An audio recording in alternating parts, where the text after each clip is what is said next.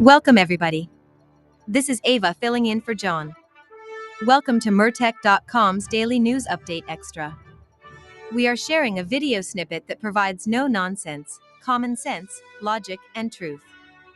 I am following this channel and given this video a thumbs up.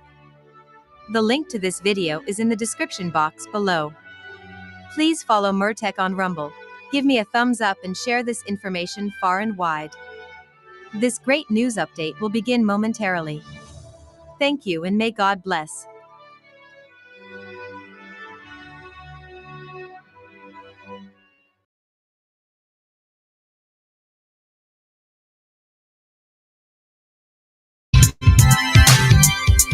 FBI Deputy Director Dan Bongino announcing on X the Bureau's decision to reopen or provide additional resources to 3 high-profile investigations: the cocaine discovered in the Biden White House, the leak of the Supreme Court's Dobbs decision overturning Roe v. Wade, and the January 6th pipe bombs investigation. The FBI is searching for answers regarding the 2 functioning pipe bombs placed outside of the RNC and DNC headquarters the night before the January 6th, 2021 Capitol riot. According to the FBI, between 7:30 and 8:30 p.m. on January 5th, an unidentified person wearing a gray hooded sweatshirt, mask, gloves, glasses, and Nike Air Max Speed Turf sneakers seen on security camera footage planting the bombs. The RNC pipe bomb found the next day, a young woman doing laundry, spotting it near a dumpster around 12:40 p.m., rushing to alert nearby security. The DNC pipe bomb discovered by Capitol Police shortly after that in an additional security sweep triggered by the discovery of the first bomb. At the time, Vice President-elect Kamala Harris was in the DNC building, a Homeland Security Inspector General report saying her motorcade passed within 20 feet of the bomb as it arrived. In the 4 years since, the FBI reviewing more than 39,000 video files, following more than 500 tips. Yet still, it has not identified the suspect or definitively said whether it's a man or a woman. In January of this year, the FBI releasing new information about the suspect. As we mark the 4-year anniversary of the night the pipe bombs were placed on Capitol Hill, the FBI and our partners are renewing our call for tips from the public to help us identify the suspect. One previously unreleased detail is the FBI's estimate of the suspect's height to be approximately 5 foot 7 inches tall. A reward of up to $500,000 is available for any information leading to the arrest and conviction of the suspect. Bongino also announcing the FBI will look into an incident taking place on July 2nd, 2023. During a routine security sweep of the White House, a Secret Service agent discovering a small bag of cocaine in a cubby located just steps away from the Situation Room. Lab tests later confirming it contained less than a gram of cocaine. At the time, President Biden and family were in Camp David for the 4th of July holiday, but had been at the White House just 2 days before. Press Secretary Karine Jean-Pierre telling reporters the matter was under investigation at the time, noting the location was a heavily traveled area used by West Wing staff and visitors.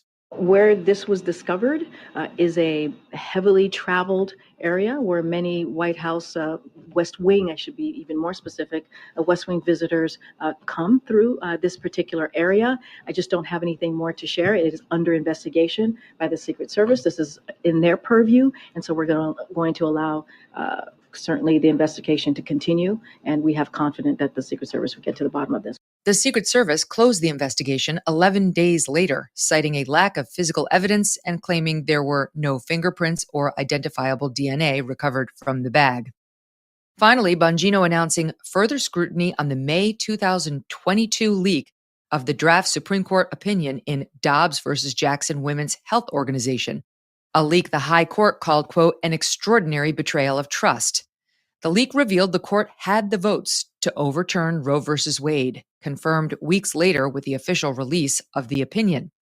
The leak of the draft opinion, not only highly unethical, but dangerous to the justices, whose decision to overturn such a hot-button precedent was highly controversial and could obviously lead to death threats or attempts to harm the justices.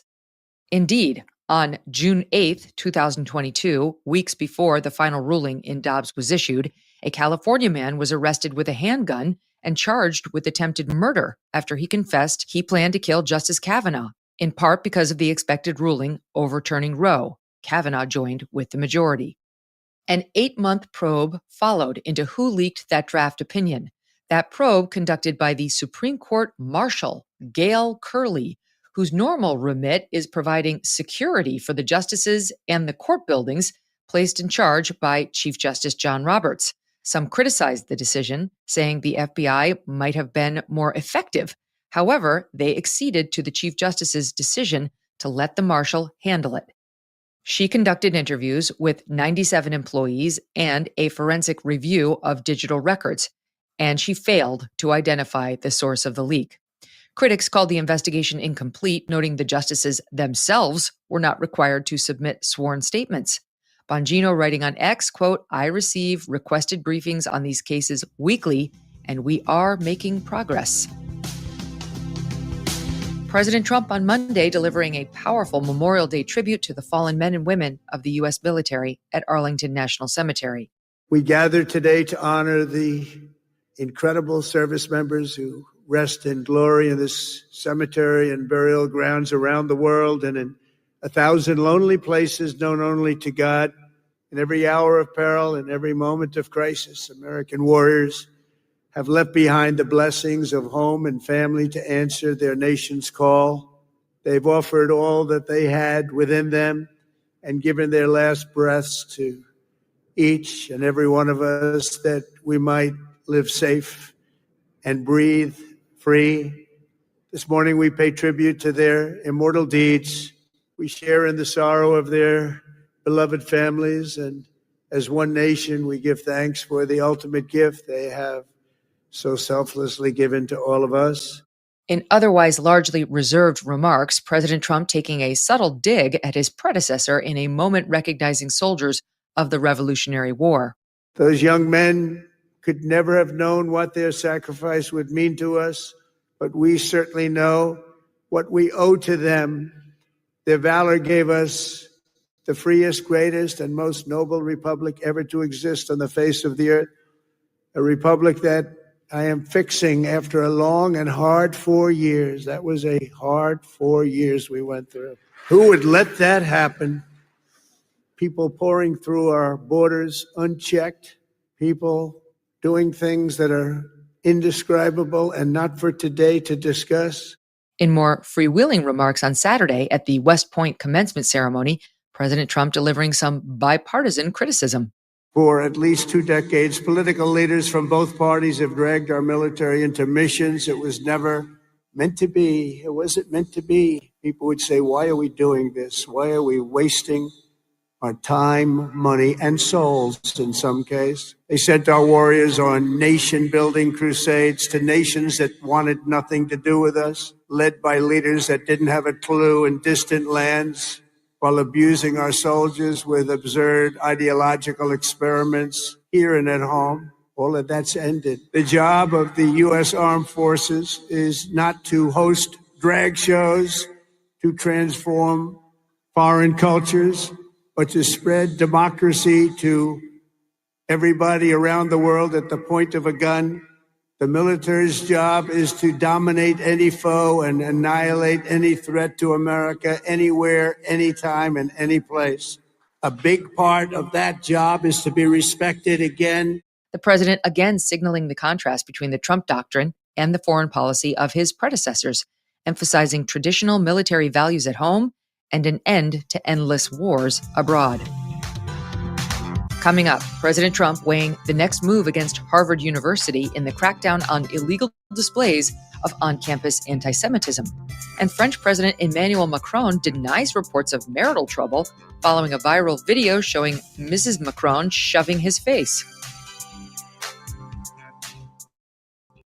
Active few might from Freedom and or just administration potentially escalating its fight with Harvard University, accusing the school of failing to address campus anti-Semitism and to enforce federal civil rights laws. President Trump on Monday posting to Truth Social, quote, "I am considering taking $3 billion of grant money away from a very anti-Semitic Harvard and giving it to trade schools all across our land. What a great investment that would be for the USA and so badly needed." In a follow-up post, Mr. Trump accusing the school of slow-walking the release of information on foreign students, quote, so that we can determine after a ridiculous expenditure of billions of dollars how many radicalized lunatics, troublemakers, all should not be let back into our country. Last week, Homeland Security Secretary Kristi Noem notifying the school it would lose its ability to enroll international students next year for failing to comply with simple reporting requests relating to international students. Harvard firing back with a lawsuit calling the move retaliatory and unlawful. From the complaint, quote, it is the latest act by the government in clear retaliation for Harvard exercising its First Amendment rights to reject the government's demands to control Harvard's governance, curriculum, and the ideology of its faculty and students. The university saying the ban will have a devastating effect on more than 7,000 visa holders who will have to transfer to other schools to maintain legal status. On Friday, Obama appointee District Judge Allison D. Burroughs temporarily blocking the administration's attempt to ban Harvard from accepting foreign students. Also on Friday, Treasury Secretary Scott Bessent confirming to Bloomberg the administration is exploring other avenues in its fight against Harvard. They were in the process of removing the tax-exempt status from Harvard. There's been a lot of issues with Harvard, but that's one that comes within your bailiwick. Where is that process right now? The president is moving forward with that. And we're also looking at taxes on endowments.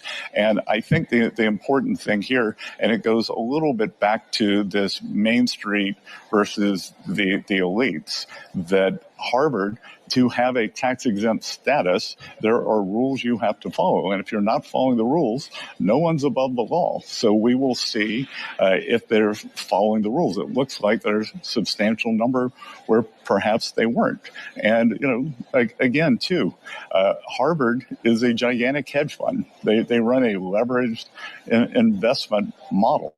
So we'll see where all that goes. Harvard sits on the largest university endowment fund in the world at more than $53 billion.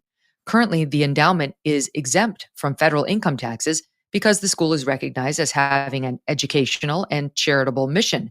However, the idea of taxing the endowment has been raised by President Trump in recent months, suggesting Harvard has become more of a political entity. The face shove seen round the world. A viral video appears to show French President Emmanuel Macron's wife, Brigitte, aggressively shoving his face with two hands on Sunday as the couple prepared to disembark from a plane in Vietnam. The Macrons had just landed for a stop on their tour of Southeast Asia when the moment was caught on camera. As staff opened the aircraft door, it appears Mrs. Macron can be seen placing both of her hands on the president's face with enough force to push him slightly sideways and a bit backward. President Macron, looking briefly startled, recovered quickly, realizing he was on camera, then smiling and waving to the crowd below. Mr. Macron later explaining the moment to reporters in remarks translated from French, quote, there's a video showing me joking and teasing my wife, and somehow that becomes a sort of geoplanetary catastrophe, with people even coming up with theories to explain it. We are horsing around and really joking with my wife. You can decide for yourself what it was by going to MegynKelly.com to view the video. Let us know what you think. I'll say this, in 17 years of marriage, I've never joked with Doug to the point of shoving his face back forcefully with both hands. But hey, that's us, the French. That'll do it for your AM update. I'm Megyn Kelly. Join me back here for the Megyn Kelly Show, live on SiriusXM Triumph Channel 111 at noon East, on youtube.com/Megyn Kelly, and on all podcast platforms.